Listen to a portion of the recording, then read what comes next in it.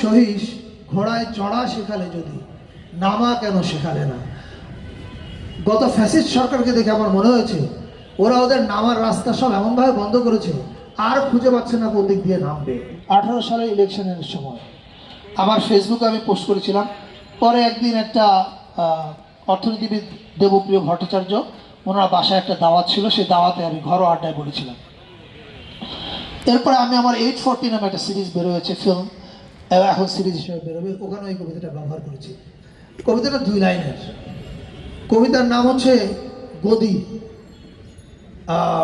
2018 ইলেকশনে এসে আমি বুঝলাম যে গদি আঁকড়ে থাকলে এমন অবস্থা হয় যে, আচ্ছা আমি সারা নজরুলটা আগে না বলি, আমি কবিতাটা বলি। কবিতাটা হচ্ছে সহিস ঘোড়ায়, আর কবিতার নাম গদি, আর কবিতা হচ্ছে সহিস ঘোড়ায় চড়া শেখালে যদি নামা কেন শেখালে না। গত ফ্যাসিস্ট সরকারকে দেখে আমার মনে হয়েছে ওরা ওদের নামার রাস্তা সব এমনভাবে বন্ধ করেছে আর খুঁজে পাচ্ছে না কোন দিক দিয়ে নামবে।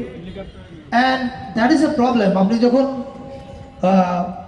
জনগণের ভোট অথবা ভোট ছাড়া যেভাবে আসেন ক্ষমতায়, আপনার নামার রাস্তা যদি আপনি খোলা রাখতে না পারেন এবং আপনি যদি এমন অপকর্ম করে ফেলেন যে আপনি ভয় পেতে থাকেন নামলে মানুষ আপনাকে শেষ করে ফেলবে, তাহলে বুঝতে হবে আপনি রাজনীতি ভুল করেছেন।